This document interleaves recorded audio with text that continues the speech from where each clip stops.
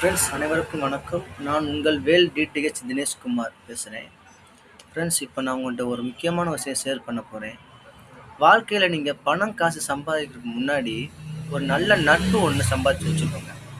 நல்ல நட்பு அப்படின்னா உங்களுடைய தேவைகளை நீங்கள் சொல்கிறதுக்கு முன்னாடியே உங்கள் கண்ணை பார்த்து இல்லை உங்கள் முகத்தோட அசைவை பார்த்தோ அவங்க புரிஞ்சுக்கணும்.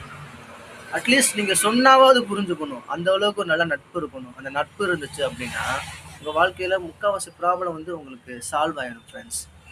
அதுக்காக எனக்கு வந்து நிறையா ஃப்ரெண்ட்ஸ் இருக்காங்க, நட்பு வட்டாரங்கள் அதிகமாக இருக்குன்னு சொல்லிட்டு நிறையா வட்டாரங்கள் சேர்த்துக்க கூடாது. ஒரு நட்பானாலுமே நல்ல நண்பனாக வச்சுக்கணும்.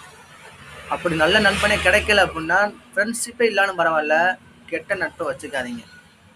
ஓகேவா? கெட்ட நட்பு இருந்துச்சுன்னா உடனே கட் பண்ணிடுங்க. இதான் என்னோட அட்வைஸ். ஓகே, பாய்.